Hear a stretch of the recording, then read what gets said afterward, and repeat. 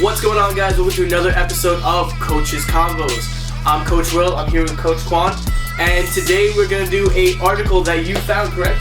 Yeah. 5 fitness mistakes from Coach Plus. We'll tag them down left below, just so that you guys can refer it and go take a look yourselves. All right. So that's exactly what we're going to talk about: the 5 fitness mistakes, referring off of this little, website. So we're not even going to read the entire thing. We're going to just take the headline, and we're going to take what our experiences are, what we know about fitness, and why these are true or possibly not true. We might have to, argue a little bit against this, but from what I remember when you told me the 5 parts, I don't think there was anything really I could disagree with. Yeah. But this is very important for anyone who's starting off at the gym, anyone who's trying to get a little more experienced, or if you're a trainer and you're starting someone that's new, this is a good way to help teach foundationals, because when we're trainers, when we're coaches, after a while of working ourselves out, sometimes you forget how important these basics are and how important it is to start with a firm foundation like we did.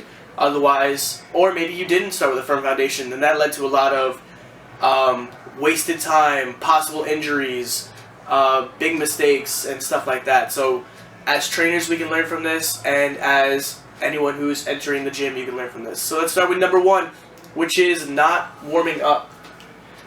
I'm very guilty of this one. Yeah, that's a big staple. So I would say for myself, do a nice quick warm-up, maybe 2 to 5 minutes. Say I'm doing like a chest day, I'll make sure my shoulder girdle is completely warmed up. So I'll do like shoulder rotations, external rotations, a whole 9.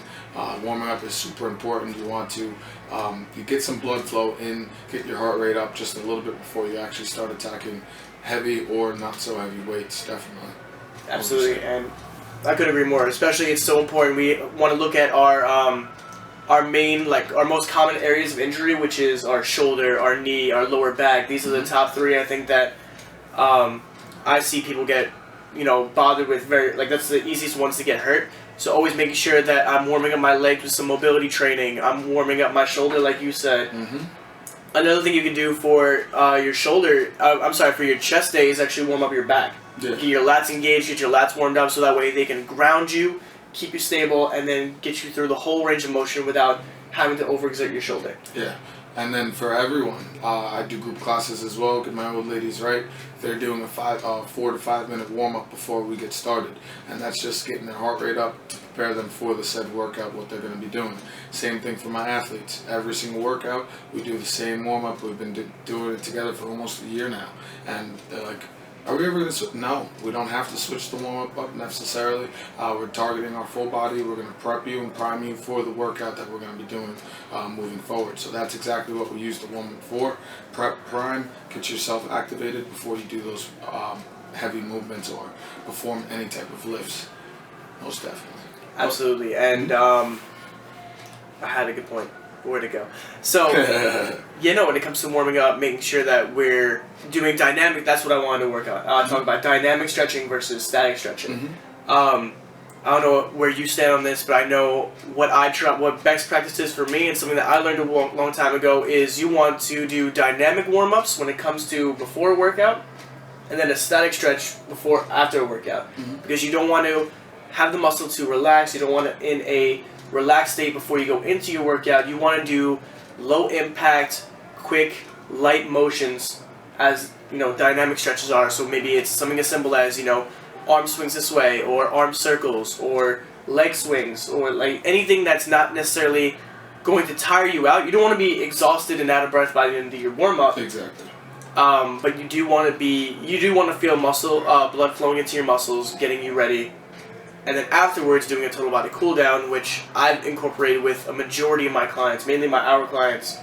We do total body 5-minute stretch, static stretch at the end of the workout. Yeah, and I definitely stay with the static stuff too. Same thing how we finish the classes with individual clients too. We definitely give them a cool down. And then same thing with the athletes.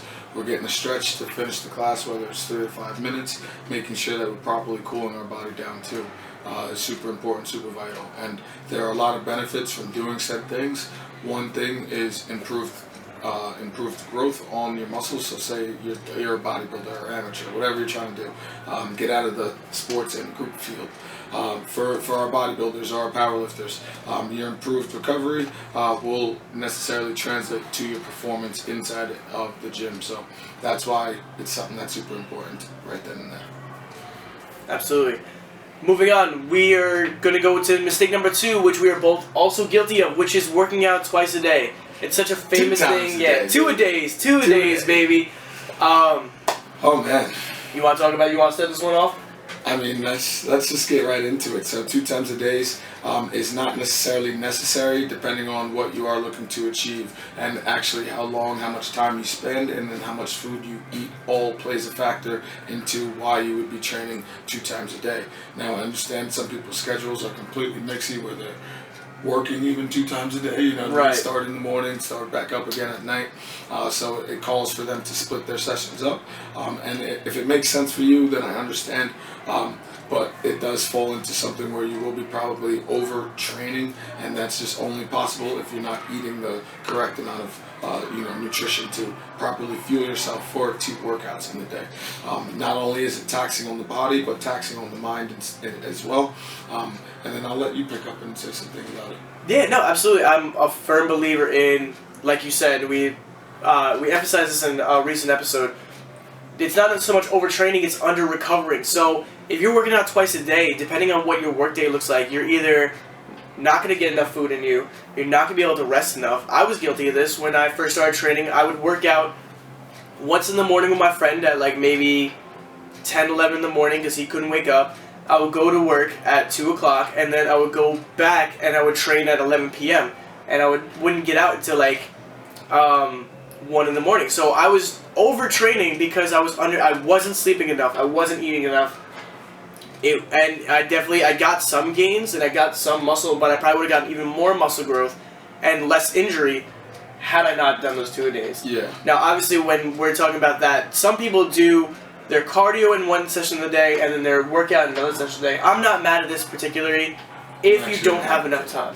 Yeah, I'm an advocate for that. Absolutely. I'm not mad, and I'll do that too, where, I mean, we spend all day in the gym. We could do 5 a days if we wanted to, in between our clients. But when I'm getting ready for a competition, when I'm adding more cardio to my session, I don't physically have enough time to do my entire body weight, my entire workout, my warm-up, my cool-down, and my cardio in one session. I have another client before that. So I'll break it up in that sense, where I'll break up my cardio maybe in multiple spouts, but in between all those sessions, I'm drinking enough water, I'm making sure I'm getting my meals in, and that's more time efficient, and not necessarily time consuming. I'm not doing 2 a days for the sake of saying, oh, look at me, how much harder I train because I'm training twice a day. Now, don't get me wrong, like for my athletes that have to do like 2 times a day practices, we used to kill for the 2 times a day, like kill for it. Like I still talk about it now. That was the best and worst times in my life. The 2 times a day practices. I would return and do it right away. You know what I mean? But it's like, it comes back into it where now we have the knowledge on it, and it just shows that it's not necessarily beneficial to getting you to the goals as long as you are, fueling yourself properly. If the fuel comes right, the second workout is all right, perfectly fine. There's also the argument of, you have the power of youth behind you, where you bounce back a lot quicker. When we were in high school and in college, we were able to do this a lot easier. You also have genetics that play a huge factor into how fast you can recover. You also have enhanced athletes, so maybe you have enhanced bodybuilders that say that, again, why we don't trust social media. If you have these enhanced bodybuilders that say, yeah, I train twice a day. Arnold would train all day, every day, but movie stars too, actors, actresses, but they all have outside benefits and outside variables that you don't necessarily have, that we don't necessarily have. So you got to take that all into consideration when you go into. Yeah, and throw that youth stuff out, man. I'm turning 24. I feel like I'm 40, guys. Like, come on now. And that's just because of the bad training when I started, the not properly nutrition when I first started. All that stuff plays a major role, and your body will tell you later on, definitely. So you got to listen to your body and work with it instead of against it. Yeah. And 2 times a day is working against it. Definitely, in my opinion. And especially if your goal is hypertrophy, if your goal is powerlifting, if you're looking for inefficient. If you have a set goal, 2 days are destroying your goals. 2 days are taking you away from your goals because you're not recovering enough. There's no way. We know people here. They train. They come in like 5 times throughout the day. They're destroying their arms, and they're destroying their arms every day, which we're gonna get to next. And they're like, why don't I see growth? Why am I not getting stronger? Why am I getting weaker every day? Because you gotta take a break. You gotta go eat something. You gotta drink some water, and you gotta get out the gym. You gotta leave my premises. You gotta leave the gym. You gotta leave the rest. gym at home. You gotta take a nap. You gotta go sleep. But speaking of training arms every day, this is mistake number 3, which is training in general every day. Yeah, man. I used to fall victim to it too. I still find myself sometimes. I'm like, I'm itching for a workout, but this is gonna be exercise number 7. 7 days in a row, and not to mention with the included group classes. So it does. You do want to go back in. You do want to get another workout, but rest and recover is where you grow for our hypertrophy-based athletes, like our bodybuilders looking to compete in the near future. You're definitely not going to want to train as much. I heard someone said at one time, doing less is more, and I tried it out for my own sake. So where I was working out 6 times a week, I cut it down to about 4, and then the other days were used to recover, and that I made incredible results by. So that's something that I'm still going to live by, and then once we get a little bit closer to our show, that's something that I'm going to be doing too, just to manage the recovery process, and slow down on the working out process, because it takes 2 to grow. So right, absolutely. And rest days, a lot of it depends on how you use your rest days. So my rest day, I train 6 days a week. My rest day is absolutely nothing. I sit around. It's a Sunday, so I wake up a little bit later. I'm doing nothing. I might the most effort I'm doing in the day is walking my dog and screaming at the Jets when they're losing. That's the most exertion I do on my rest day. But some people use a rest day, and I was busy. I was guilty of this too. My rest day was also my day to make up for cleaning and doing stuff around the house and yard work and stuff like that.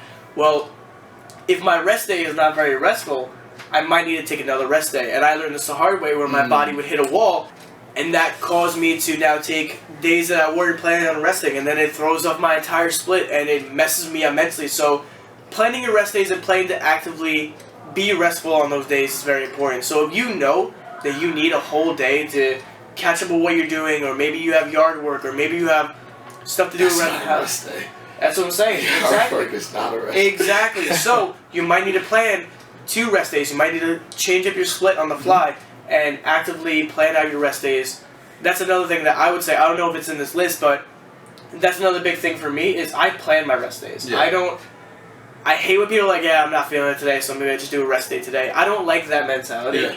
I agree with listening to your body, but I'd rather plan out my rest days so then I know how much exertion I'm putting off. So if I know day 1, I'm going heavy, I'm doing my 100% effort. Day 2 and 3, maybe I'm still doing 100%, 90, 80% effort. And then I'll take a rest day in the middle possibly. If I know that once I hit those 3 days, I'm not going to be able to get an effective workout. I rest in the middle, and then I come back for maybe my hypertrophy-based training days or my endurance-based training days, where I'm not putting that high impact on my CNS, but I'm still getting an effective workout. I'm not dragging myself through an arm day. I'm not dragging myself through a chest and back day, which are my hypertrophy-based days. Yeah. And I like that a lot, because I was definitely the type to be like, listen to your body. If your body's telling you take that rest, take that rest. But I definitely like that moving forward for something that I'm going to do. Take that and actually plan out the rest days, because I would say the only planned rest days that I would have are my Sunday. Right. And then Sunday I do a group class, you know what I mean? So it's not a rest day. It's not really a rest day. I get a little light workout in. And even before I started doing classes for myself, I would say Sundays are my rest days as well. And I would do an active core day. So what does that mean? I would do maybe 3 to 5 exercises just for my core, and then maybe walk about 15 to 30 minutes, and then call that my rest. And then looking back on it, it literally wasn't a rest at all. So like he said, you should definitely take your rest day, plan out your rest days, and do nothing for that day. Take the entire day to fully recover.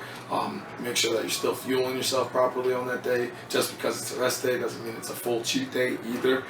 So make sure you're doing it right, and have everything planned and in mind. So you're on track. That's what I was guilty of. I would take that day. That would be a day of debauchery. I would eat everything in sight that was not good for me. I would Uber Eats twice a day.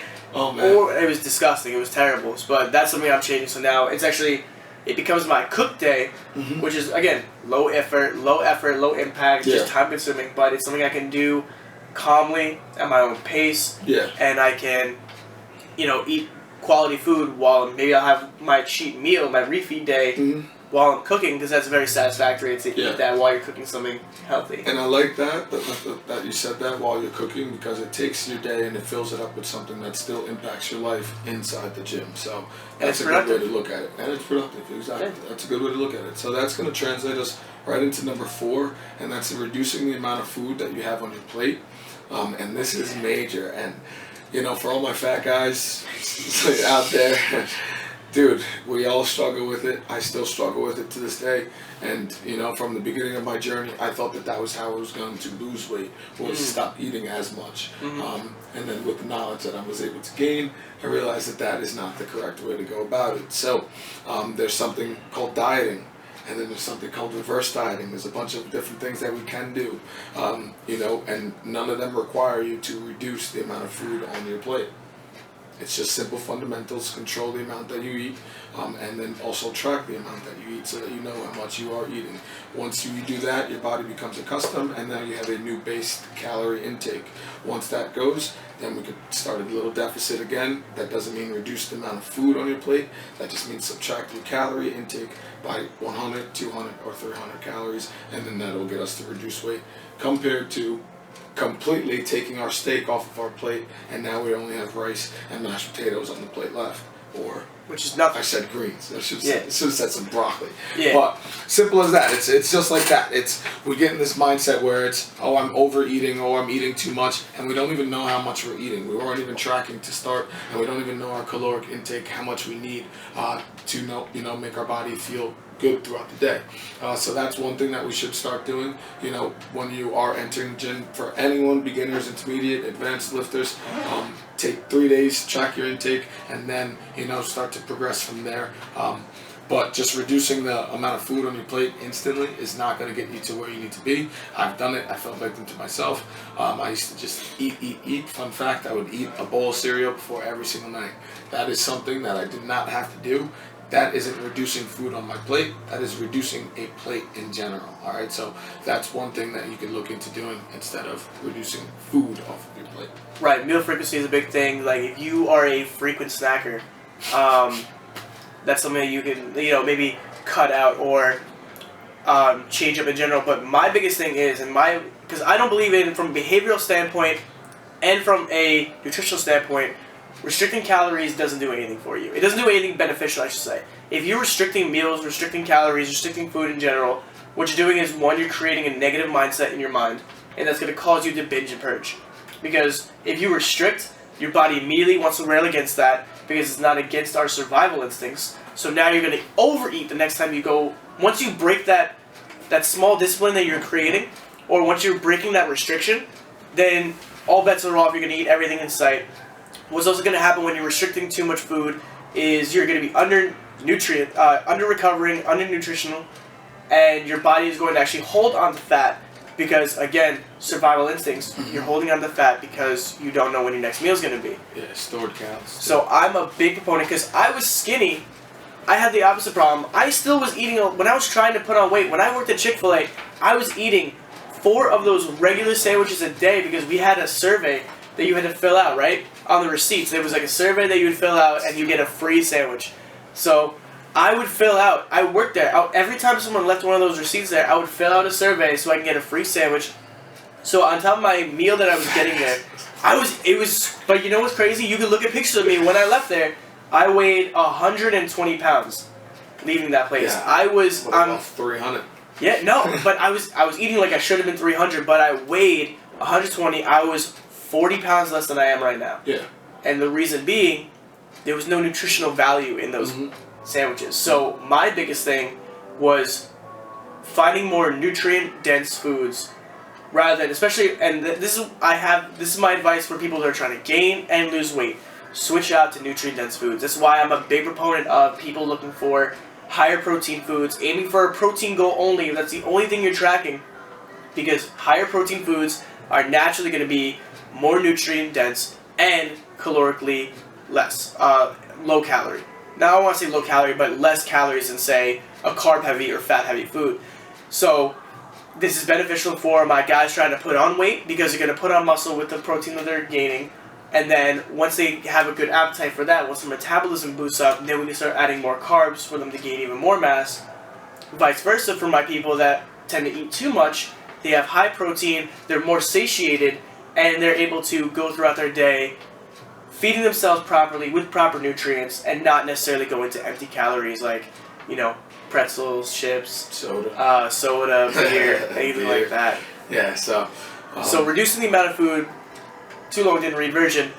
We don't necessarily want to reduce the amount of food on our plate. We want to find more nutrient-dense foods to add to our plate. Yes. So start eating whole foods, guys, instead of processed and takeout food. All right? Gotcha, guys. And then moving on to number 5, thinking that pain is normal. All right? So that is something that we're just crazy people inside the gym. So we're looking to get hurt. Like most of the people on the floor right now, they're looking to be in pain. And that's because they have their own mental demons that they're fighting. We all have our mental demons and we all want to put ourselves in extreme pain, but it's not necessarily good when your joints start feeling the pain. Okay, so joints and aches are not necessarily good. Soreness is good on occasion. You shouldn't be training to failure every single time. We've touched base on this, and the only way to necessarily get sore is 1, to train to failure, or 2, try a new movement pattern. All right, and then your muscles that aren't accustomed to doing said pattern are going to they should feel sore for moving forward. You know what I mean? Until you get accustomed to doing the pattern and the posture and form on it, you should feel sore, and adjusting the weights, all that stuff can give you a limiting factor to getting sore. But pain is completely different from soreness. If you're making faces like going down, that is a pain compared to a soreness. Now, if you're sore, stretch out, loosen up, try to get loosened up before you do said exercises. But then if you have the pain, you're going to feel the pain throughout the entirety of the movement. Now, just giving an example of what happened to me. I went snowboarding a couple weeks ago. I twisted my ankle like bad. I'm doing legs yesterday. I didn't do legs my entire week last week. I did legs yesterday for the first time after a complete 7 days of being back from the trip. Every time I did my hamstring curl, every time I sat down in my squat, and every time that I did my lunge, I felt a sharp pain stem from the side of my ankle all the way up my IT band, all the way to my hip flexor, and that impacted my workout. So now what I did was I set up an urgent care appointment, and I'm gonna go get my legs scanned out so I can see exactly what the proper problem is, so that I can recover it properly and then start rehabbing it properly and doing all the right steps to successfully be able to hit a good leg workout inside the gym because of the said pain. And now it wasn't because of being inside the gym that I got the pain, but it does correlate inside the gym. Now, if I'm going to work out through the pain, do I want to push past it? Can I get an efficient exercise set doing with the pain? Not so much, in my opinion, not so much. When you're fighting that pain, it hurts a lot more than being able to control yourself while doing said exercises. So that's my look on it, and I tell all my guys, every single one, tell me if you're feeling any pain, aches or pains or pinches, because that's not what we're looking to do, as if we are trying to do corrective exercise, perfect posture, perfect form on all quality reps. That's exactly what we need to do. So, booyah. What do you feel? Absolutely, no, and I agree. And definitely, fighting through the pain, you have a high chance of making the pain worse. You have a high chance of either re-injuring something or injuring something that was on the cusp of being injured that could have easily been fixed, and now is going to take what could have been a week of rest could turn into 4 months of rehab. And that's why it's so important to listen to your body, like we say, and like you said, which is so important, feeling the difference between pain and soreness. When I was a kid, my entrance into the fitness world was my neighbor opened up it was called Fitwise for Kids. I think it was I want to say it was out here in Iceland. Sounds dope. Yeah, it was a whole weight room. It was a weight room that had very lower weight scales. It was meant for kids. It was meant for a younger generation working out. And I remember working out there a couple times.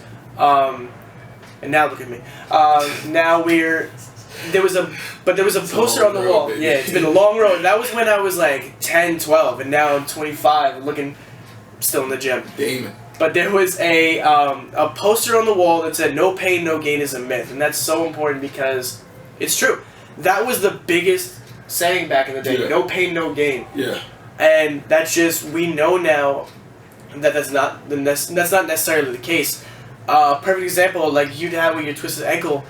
I have a bad shoulder, which stems from, rotator cuff issues and elbow issues. So whenever I would do barbell bench press, I felt excruciating pain at the bottom of the rep and then coming up, and it would always cause me issues at that sticking point. So I could never really go past 225. It was very hard for me to gain any kind of traction on that workout, and all it was doing was causing me pain. And then that's how I started my workout, so then the rest of my push day was agonizing on my shoulder. And I did go PT for it, I did fix it up. It is significantly better, but the pain is still there. So I omitted barbell chest press altogether. I don't do barbell chest press anymore, I do dumbbell, which also works out because my goals are hypertrophy based. So yes, is there big importance to the barbell chest press? Absolutely. Do I still do regular machine chest press? Of course, because I on a machine, I don't feel that same level of pain. Now, also, I don't go as heavy, but I can still get a hypertrophic response, and I can help keep my goals. So listening to your body, adapting to your body as need be, is very important. And yes, I agree. Like, you want to make sure. I always ask people, all right, does that hurt? And a lot of my clients go, yeah, it hurts. And then I had to no. Well, first I ask, does it hurt like a bone hurts, or does it hurt like your muscles being worked out? And then usually be like, oh no, my muscles being worked out. I don't know why I said it hurts. I'm like, all right, stop saying it hurts. Yeah, literally. Because that's different. That's happened to me so many times. I'm like, so why are you saying it hurts? I look at them and say, okay, if it's that kind of hurt, you get zero sympathy from me. Finish your set. Yeah, if it's something I need to adjust, I will happily adjust it for you. But if it's your muscle working, and that's a big argument with mind muscle connection. That's also how we help prevent injury. If you are fully aware, I should be feeling this in my chest. I should be feeling this workout all throughout my chest in this plane of motion. Well, it's going to help you once you realize that you're feeling it in your shoulders. Oh, okay, now I need to readjust. I need to change up my form, and I need to make sure I'm back into this motion. And that's going to keep you from injuring yourself. If you're just fighting through the pain, you're probably fighting through bad form, and now all of a sudden you're going from a chest workout to a front shoulder press. Exactly, and I would like to say avoiding injury is super vital because that ultimately leads us to longevity. And if you're able to be in here for a longer period of time, you're able to get longer said results. You're able to keep continuously changing those goals. Setting a goal every month, whether it be every week or every day. As long as you're in here, you are doing something better than the next day. And if you are going to work out with a pain, know that you might be more susceptible to getting hurt and then putting yourself out for a longer period of time. And that's not what we're looking to do. So, thinking that pain is normal is a major mistake. Absolutely. And now I want to circle actually back to muscle soreness. I like what you said about muscle soreness, how it's more about how your body responds to a new stimulus. Oh, yeah. And how if you change up your workout, like you might not feel sore anymore, you do one or two exercises differently, all of a sudden you have severe soreness in your muscles. It's like you said, it's because of a new stimulus. Your body loves to adapt. Your body loves to get used to things. So it's so important to change up your workouts. And like you said, a little bit of soreness is good. But if you're feeling sore after every workout, I know that feels very satisfactory and it feels like a good thing, but that's a big red flag for me if my clients say, yeah, I'm sore after every workout. Or they say, I don't, one of my guys, he's like, I don't feel sore anymore, I think we need to go harder. And it's, no, this means that your body's getting used to it. But if you're sore after every workout, that goes back to under recovery. You're probably not recovering properly, you're not sleeping enough, you're not eating enough, and you're not stretching enough.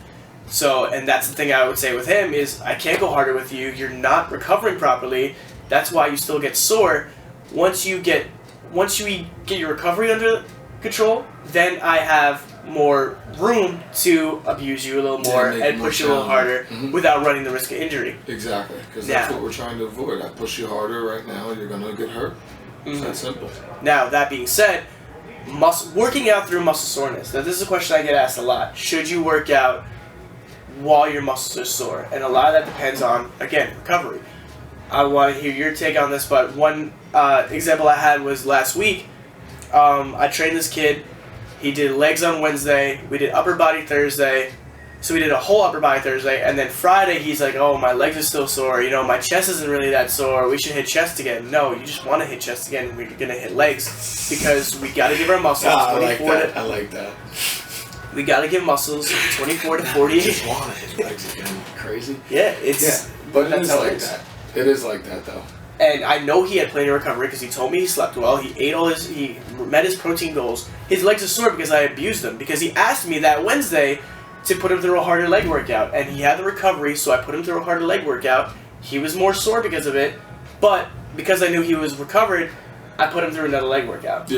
Yeah, so I would say depending on, so say if it's individual clients or just one of my friends that I'm working with, I would let them know it's depending on their total volume and sets and reps throughout the week. So bring it back to my guy Carlos that we would train 5 times a week. We would do full body, 3 days, Monday, Wednesday, Friday. We did our heavy compounds where we would do our primary lifts, where recruit secondary muscle groups and all that stuff. And then Tuesday and Thursday, we would do the accessory days. So we would hit every single muscle group on the body every single day, but we would do one workout for each muscle group every single day. And then that's how we kind of controlled our volume so that he wasn't sore for the next day on his chest or on his back or on his shoulders, because we're going to do another workout. The next day is going to be a lighter workout and more accessory work where we're focusing on like the little pinpoints on his body just to make sure that we're getting everything, because the little things do matter as well. And then just to make sure that he's not too sore to come back on Wednesday to hit another heavy compound. Because if we was to completely exhaust him 3 days in a row, then we still have another compound day on Friday, and he wouldn't be able to go 100% on that day. So we make sure to limit the intensity on certain workouts, but then we also control our volume and our sets and reps done in said workouts for the total volume for the entire week. All right, so that's how I look at it. I like that. No, I'm in full agreement. And honestly, that's all I have to say about muscle soreness. Yeah, I'm trying to avoid him being sore. Yes. Until Friday. Yes. By the end of Friday, after all the workouts, sets and reps are done, take you 2 days, Saturday and Sunday, take you to recover. And this is just using my guy Carlos, for example. That's exactly what we do. So he would come back, be a little sore on Tuesday, be a little sore on Thursday, but then able to push 110% on Friday and then be completely good. 2 full days of recovery. So. I'm the same way with my guy who's Monday through Friday. Put him through that leg workout because I know he's going to have, and that's also why I told him, let's not do chest today.